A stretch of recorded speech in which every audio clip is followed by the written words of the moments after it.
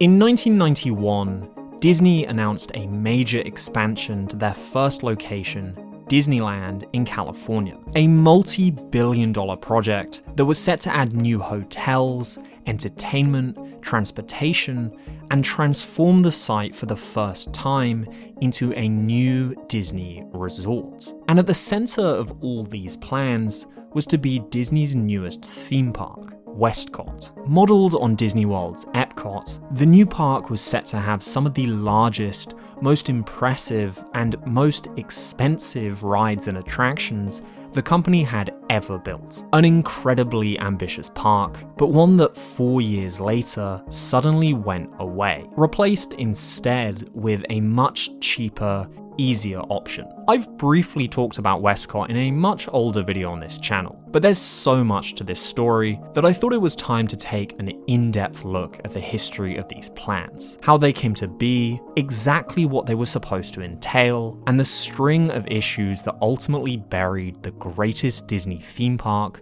we never got to see. In the late 1980s, Walt Disney World in Florida was growing rapidly. Under the leadership of the company's then CEO, Michael Eisner, not only had the resort begun the construction of its third theme park, but it was also building its second water park, a new nighttime entertainment district, additional hotels, and yet more attractions for its existing parks. Disney World was well and truly the company's flagship theme park destination. Disneyland, on the other hand, was something of a disappointment. Disney's original theme park was now more than 30 years old, but in its entire history, it hadn't managed to expand anywhere near as successfully as its Floridian counterpart. Sure, it had received plenty of new rides and attractions, and some slight expansion of its tight borders in the now bustling city of Anaheim. But the site had remained a one-park, one-hotel location since the very beginning. Less of a resort destination, and more of a single-day trip. Something that Eisner was eager to change. Early plans for a second park at Disneyland were passed around internally during the final years of the 80s, but without any official announcement made to the public. It wasn't until the new decade approached that Disneyland's second gate would find itself one small part of a bold new plan by Eisner to accelerate growth across the entire company during the 1990s. Pretty much every story about ambitious, failed Disney plans from the 1990s begins the same way, with the advent of the Disney Decade. The Disney Decade was to be a massive 10-year plan to expand the company's offerings far beyond what had been achieved in the 80s. With a major focus on Disney's growing theme park empire, Eisner announced plans to add new hotels to Disney World, to double the size of MGM Studios, expand WestCOT Center, and eventually add an as-of-yet unannounced fourth park. Tokyo Disneyland 2 was set to receive an eventual expansion, and soon the company would bring their attractions to the European market, with the planned 1992 opening of a Disney park just outside of Paris. And the plans for Disneyland would tie in nicely with the Disney Decade too. In January 1990, Eisner told a news conference at Disneyland of the company's extensive plans to bring the Disney Decade to Anaheim. The first announcements were more simple. Every year, Disney would open a new attraction or entire land in the existing park, ranging from a new home for Mickey Mouse and friends to a much-needed renovation of Tomorrowland, featuring an original creation from George Lucas. But the biggest announcement was when he publicly revealed Disneyland's intentions to embark on a major expansion to the site, that, among other new offerings, would include Disneyland's second theme park. Details were still being kept under wraps, but Eisner told reporters that the park alone would likely cost around $1 billion. And the following year, in May 1991, the extent of the new project would finally be unveiled.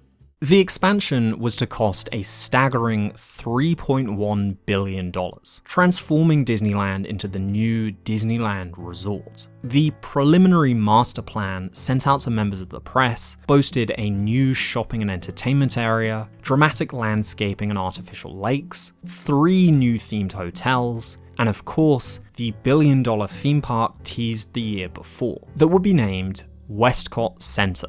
WestCOT Center, as the name suggests, was to be the West Coast version of Epcot Center, Disney World's popular second gate that had opened in 1982. WestCOT wouldn't be a straight copy of Epcot. It would instead take inspiration from the park in its broad layout and theme, a second chance for Disney to do something unique for California. The master plan still was quite sparse on the details, providing some basic concept art and a brief overview promising pavilions themed to the wonders of the human body, the natural environment, and so-called New Horizons. But in the years since, much more detailed information about WestCOT has emerged. So let's take a look at those plans. WestCOT was to be built south of Disneyland, in the site that was occupied at the time by parking. Guests could travel in people mover vehicles directly from the massive new parking structure to the front entrance, situated on one side of the Disneyland Plaza, a decorative entrance area to be built between WestCOT and Disneyland. Upon entering, the first place they would arrive in WestCOT Center would be the park's hub, sitting on an island in the center of a lagoon, named Ventureport, where they'd immediately encounter the park's icon and centerpiece, Space Station Earth. Space Station Earth would be inspired by Epcot's Spaceship Earth, but in the Disney decade fashion of mammoth expansion, it would be nearly twice the size, at around 300 feet tall, now golden rather than white, and with lighting that would allow it to glow during the night. An absolutely massive park icon. Not just the new tallest structure at the Disneyland Resort, but the tallest building in the whole of Anaheim. Passing underneath Space Station Earth, guests would find themselves surrounded by fountains and themed lighting. From here, they could ascend upwards to ride the attraction inside. Most sources agree that this would have been a next-generation version of Spaceship Earth, now updated for the 90s, and clearly on a much larger scale. In many designs placed on the outskirts of the park would be 3 pavilions, continuing the future world-inspired areas of WestCOT. The pavilions or lands of WestCOT would collectively be referred to as wonders. The 3 future world-style wonders would be the wonders of living, the wonders of nature, and the wonders of science. The wonders of nature would be similar to a combination of Epcot's The Land and the Living Seas, pavilions based around farming and agriculture and ocean life. The building housing it would be around the same size as the Seas building, split across 2 levels, containing many of the same attractions that the Seas already had in Florida, mainly the aquarium, but also now a greenhouse area similar to Living with the Land. Slight changes in operations in WestCOT would allow for this greenhouse to be toured more extensively than at Epcot, and it would have likely contained a walkthrough attraction. But in addition to the clones of Epcot attractions, Wonders of Nature would contain a different walkthrough attraction simulating different climates. An icy tundra where real snow would be created, an arid desert, and a humid jungle. Next door, the Wonders of Living would be a combination of Epcot's Wonders of Life and Imagination pavilions. Most of the information we have about WestCOT's pavilions comes from a talk given by Imagineer Tony Baxter, and he didn't speak as much about Wonders of Living. But we do know it would have contained most of the Wonders of Life attractions, like Body Wars, Cranium Command, and the movie The Making of Me. But the most interesting part would have been a new alternate version of the original Journey into Imagination ride with Dreamfinder and Figment, containing previously unused concepts. And the third pavilion, The Wonders of Science, would feature a 4D show called Cosmic Journeys, an original creation for WestCOT, teaching guests about the scale of the universe, in a similar manner to the Disneyland Dark Ride Adventure Through Inner Space. The show was inspired by a science documentary named Powers of 10, and would take guests on a journey from microscopic elements all the way up to entire galaxies. Wonders of Science would have also contained a number of hands-on activities, mainly aimed at kids, to introduce them to future technologies, kind of like Epcot's Communicore. And it's also been reported that a clone for the Dark Ride Horizons was planned for this pavilion too. Ventureport and the 3 future world wonders would only be the introductory parts of WestCOT Center. The bigger lands would lie beyond the central island. Crossing over bridges, guests could make their way to the 4 corners of the world. 4 more lands modelled on World Showcase, creating the remainder of the 7 wonders of WestCOT. Unlike the individual countries of World Showcase, WestCOT's 4 corners would represent entire regions of the world. This was partially done because of the space restrictions Disneyland had, but it also provided a beneficial difference for WestCOT, allowing for more cultures to be represented without the need to commit entire areas for them. The first of these would be the New World,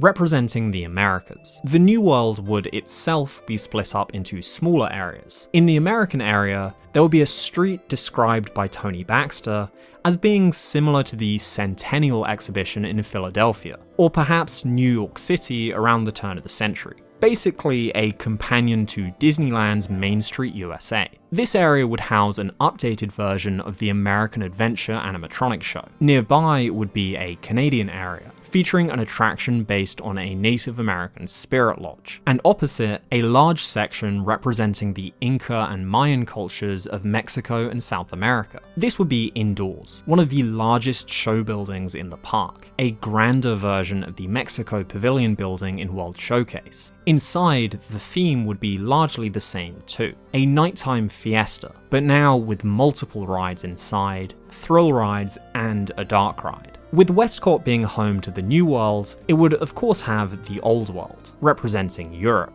Here, many of Epcot's European countries would show up again. France, the UK, Germany, Italy, each with similar sites as in Florida. But the Old World would also now contain a Greek amphitheatre, a kids area based on Tivoli Gardens in Denmark, and the spires of St. Basil's Cathedral in Russia. Attractions set to open in the Old World included a time-travelling animatronic show featuring a character named the Timekeeper, also planned for the upcoming Euro Disneyland under the name Le Visionarium, and a major e-ticket attraction, a high adrenaline chase on a European railway, speeding past famous sites of the continent. The world of Asia hosted Japan, China, India, and an area broadly themed to Southeast Asia. Here would be a carousel with mythical animals, and another major e-ticket attraction for the park, a roller coaster named Ride the Dragon, a Chinese lion dragon flying over the Great Wall of China towards the Dragon Teeth Mountains. Potential expansions for Asia were conceptualized too, to be built as part of a Phase 2 for the park, a Middle Eastern palace and large Egyptian pyramids, acting as a transition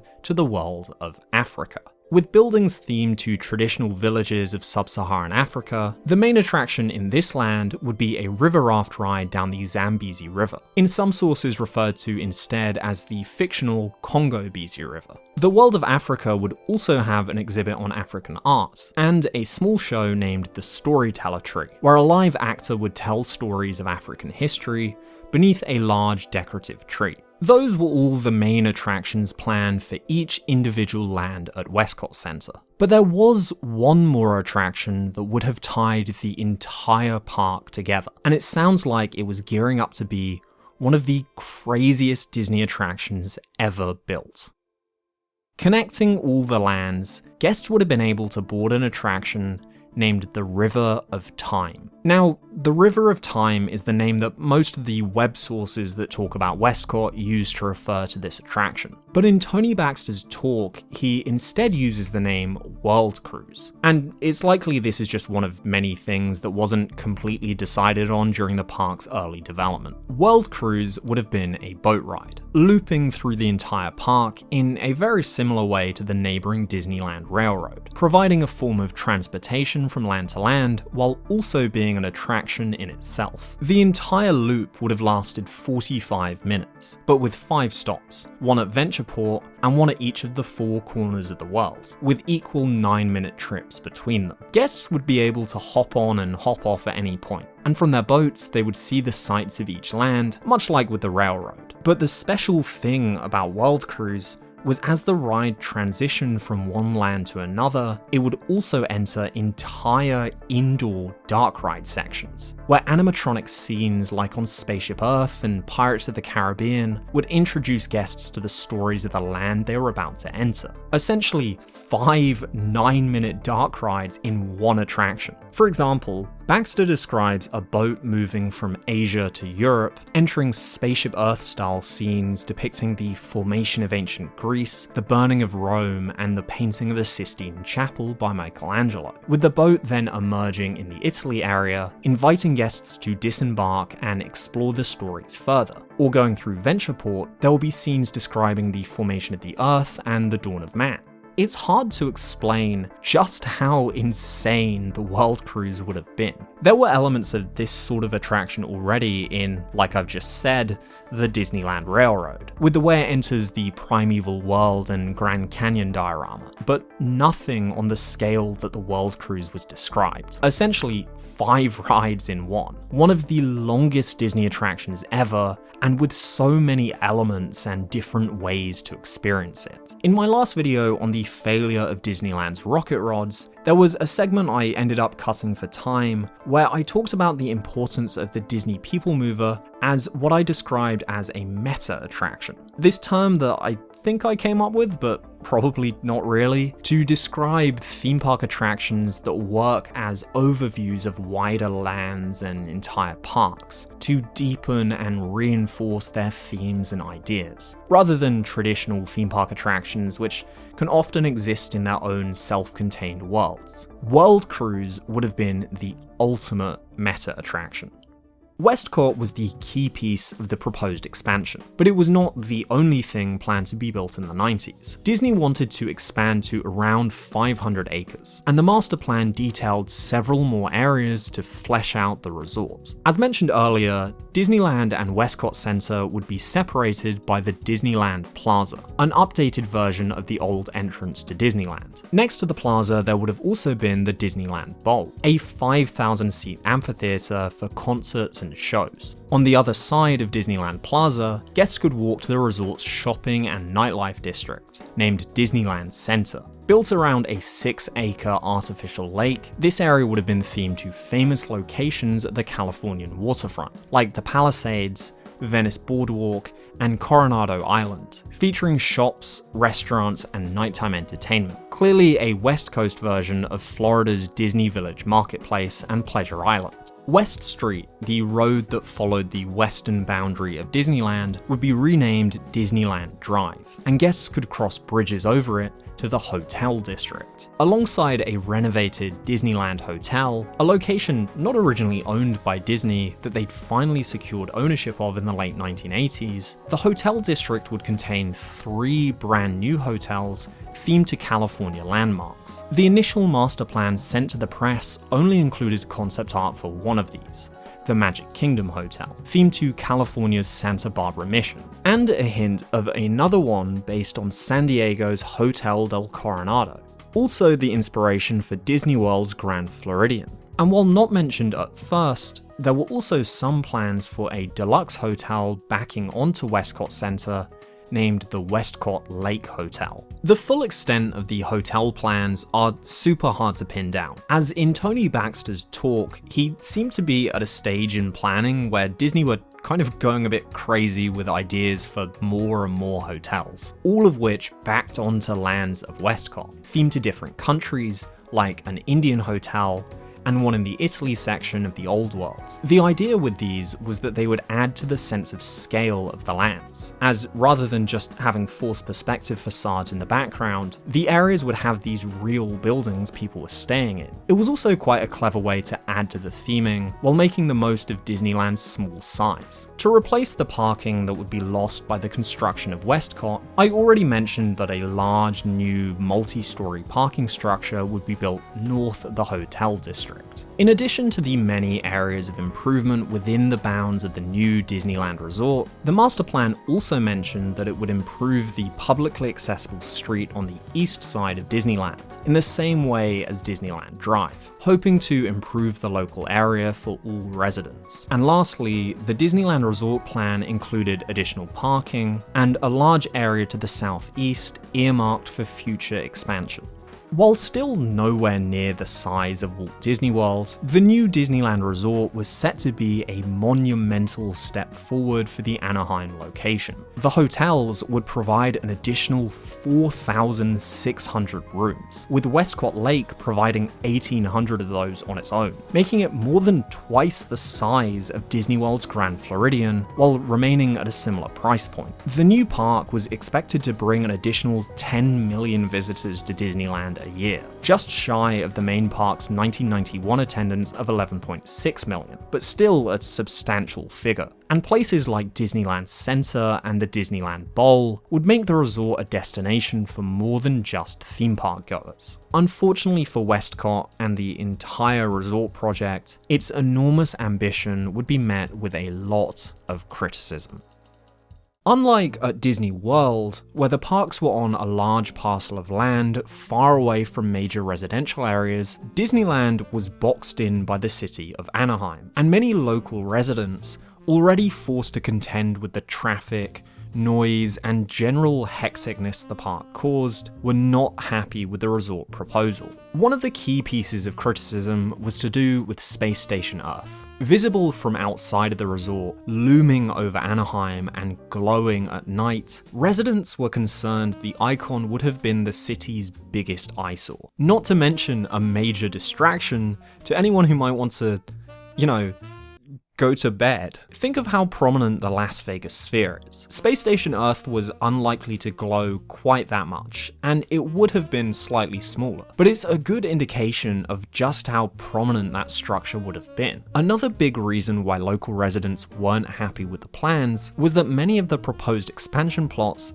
just so happened to be right where their existing businesses were, something that had been decided without their consultation. Several of the business owners publicly announced that they would refuse to sell to Disney under any circumstances, and there was a general sentiment of a big corporation trying to push out the little guy. Elements of the plan had been designed to try and get locals on board, and a lot of noise was made by Disney about the potential for anywhere from 17 to 27,000 new jobs. A large part of that preliminary master plan was dedicated to discussion about how the project would revitalize the area, bring in tax dollars that could be spent on improving local neighborhoods, and drum up business to support the local economy. But in order to fund the project, Disney was also expecting significant contributions from the local and federal governments. The freeway that passed by the resort was planned to have new exit ramps, taking cars to rerouted streets, funneling them into the new parking structure.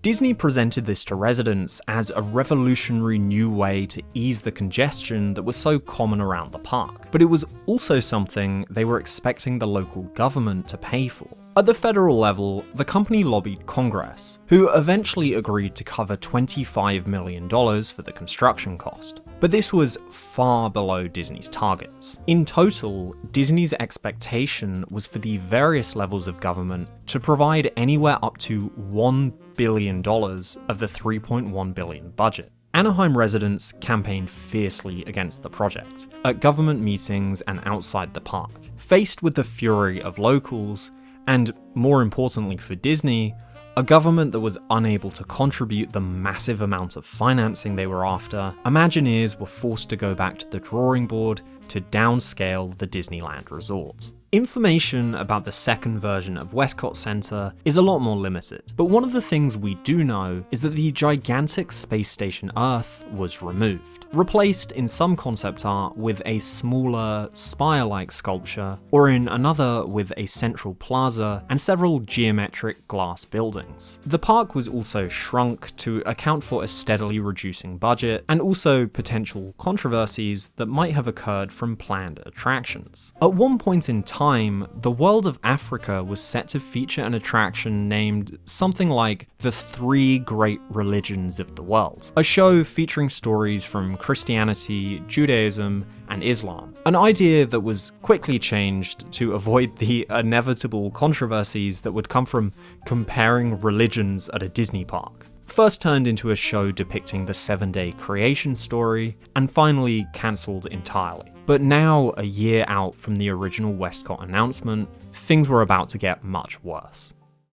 In 1992, Disney was suffering its most recent crisis, Euro Disneyland. Euro Disneyland is something that I've mentioned a crazy number of times on this channel already, and I'm sure I'll talk about it in depth one day, but for now, that year's newest Disney resort in the suburbs of Paris was a disaster. French resistance to the perceived Americanization of their country, and to grossly oversimplify, the operational teething problems Disney faced had resulted in low guest spending, terrible attendance figures, and mounting debt at the $4.4 billion theme park. The subsequent costs of keeping Euro Disneyland afloat created a ripple effect that scaled back and cancelled numerous projects across the company. And building yet another multi-billion-dollar ambitious theme park was just no longer on the cards. A quote made at the time by Walt's nephew Roy was, "Clearly, Euro Disney is making us think twice about a lot of things." WestCOT was still supposed to go ahead, and in 1993 it had even been approved by the Anaheim City Council. But the scaling back was even more substantial than its pre-Euro Disney state. Outside of the park itself, the hotels were also reduced. The 4,600 rooms came down to around 1,000.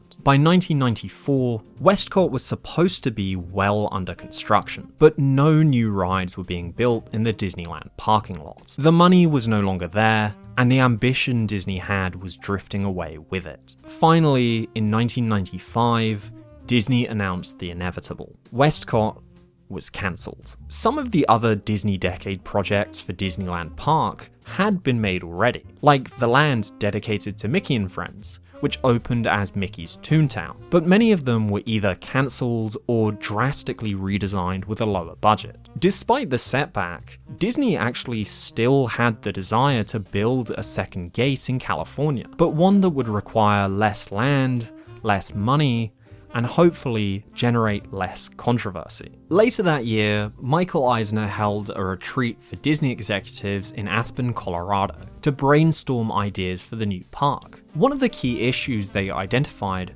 was that visitors to Disneyland would often only be there as one part of a wider trip to California. They'd spend a day there and then move on to other tourist sites around the state, like the rest of LA, San Francisco, and Yosemite National Park. So Disney's new solution to encourage guests to stay longer on their property would be to just recreate all of these tourist sites at their new park, a park themed to California. 3 years later, in 1998, construction began on California Adventure, built in the same location WestCOT would have gone for a much cheaper $600 million.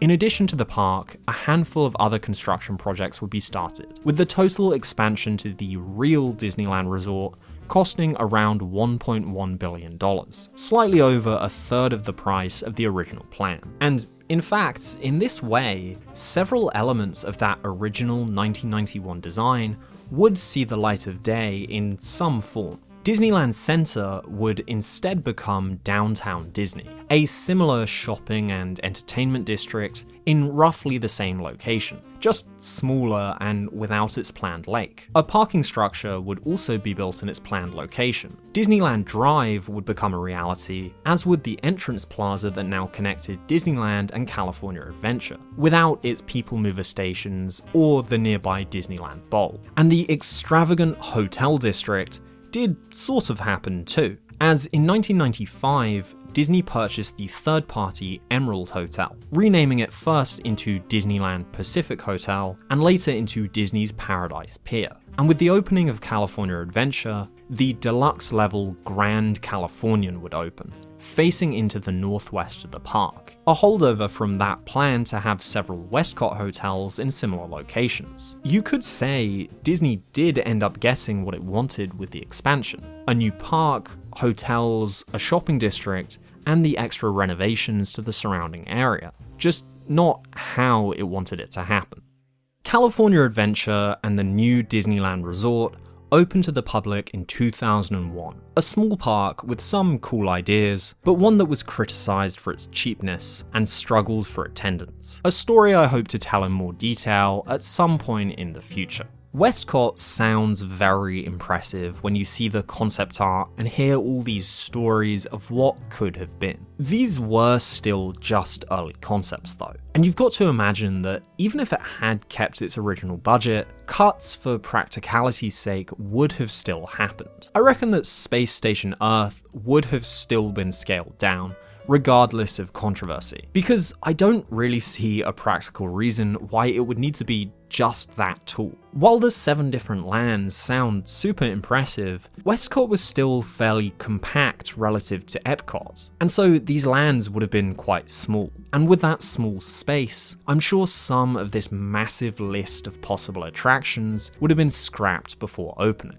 But there is a separate question to be asked about the realities of WestCOT, which is, was Disney even seriously considering building any of this to begin with? Around the same time Disney were planning WestCOT and the Disneyland expansion, they were also trying to gain support for a separate project just down the road in Long Beach named Port Disney, another park I mentioned in my cancelled parks video. Announced to the public 1 year before WestCOT, Port Disney was set to be another massive resort, with its own theme park, hotels, shopping district, and unique to the project, a cruise ship port. Another impressive location, extensively detailed in plans sent out to local residents to try and get them on board, something that, just like in Anaheim, Disney were having a hard time doing. By the time of the WestCOT announcement, both that and Port Disney were being touted as potential new parks for Southern California, but with the caveat that only one of them could get made, whichever city wanted it more, or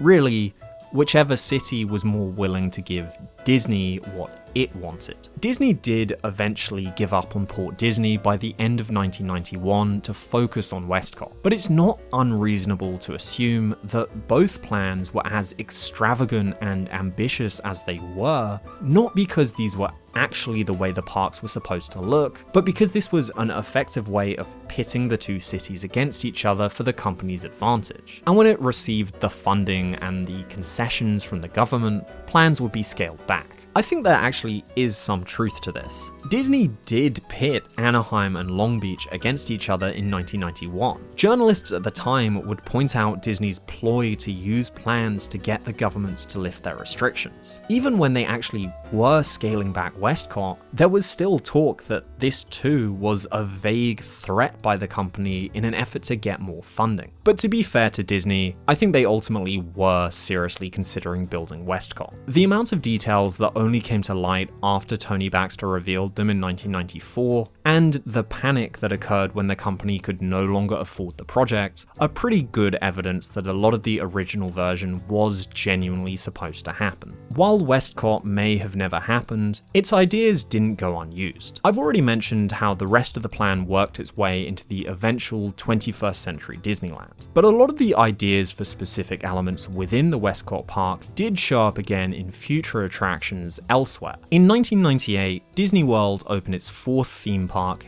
Animal Kingdom. To me, the general layout of Animal Kingdom is very reminiscent of WestCOT, with its central island and bridges connecting it to the remaining lands. Beyond that though, one of Animal Kingdom's first expansions in 1999 was Kali River Rapids, a rapids ride in the Asia part of the park, very reminiscent of the plans for the Congo Busy ride for WestCOT's World of Africa. Animal Kingdom also opened with its own meta attraction boat loop, with scenes themed to its different lands, much like WestCOT's World Cruise, named the Discovery Riverboats. Even though that attraction was really low budget and incredibly unpopular, it still at least followed a similar design. And And that plan for the storyteller tree, a decorative tree for telling stories, well, scale that up and isn't that just the tree of life? One of a number of very impressive things about the Japanese park, Tokyo Disney Sea, is that it has these giant hotel buildings that double as park theming, an idea that, as you've seen, came from WestCOT. In fact, the Mediterranean harbour at Disney Sea might as well just be a chunk of WestCOT's old world. And the legacy of WestCOT and Disneyland's expansion struggles have resurfaced a lot more recently too. In 2024, the Anaheim Council approved a project named Disneyland Forward, a proposal by the company to upgrade the Disneyland resort over the course of several decades. Disneyland Forward was deliberately vague, with a lot of references to how new areas could include various ideas. And the real aim of the project did seem to just be to get the Anaheim Council to rezone existing parts of the resort into multi-use zones, to give Disney a lot more freedom for future changes without an overt commitment. But the company did at least entertain the idea of a potential third theme park in California. In June 2025, the construction of a new entrance area was announced, which would open with a walkway leading to yet another multi-story parking structure. We're getting into pure speculation territory here, but the construction of more parking at Disneyland could be in preparation for a future closure of the Toy Story parking lot, an area marked on those Disneyland Forward plans as one of the potential locations for that third park. The site is roughly the same size as California Adventure, so any park would likely run into similar space restrictions. But maybe a third park can start work in the far future, and 20 years from now, the dreams of WestCOT can begin again. It's fun to imagine all of the what might have beens with WestCOT Center and the original Disneyland Resort expansion. Probably one of the coolest examples of lost Disney and of this 1990s Eisner-era Imagineering. And it's, of course, disappointing that it never actually got built. What do you think of the WestCOT plans? Which parts are you most interested by? And what do you think the reality of the project would have been? Let me know in the comments. This is another video that's really just ballooned in scale. I've known I wanted to cover WestCOT since way back when I made that cancelled parks video, but I didn't realize just how much I ended up wanting to say about it. So I hope you've enjoyed this extended look at Disney's most impressive cancelled park. If there's anything else you'd like me to cover from the world of theme parks, please let me know. Other than that, if you haven't already, please consider hitting subscribe because there are plenty more theme park videos coming in the future. And as always, I'll see you next time.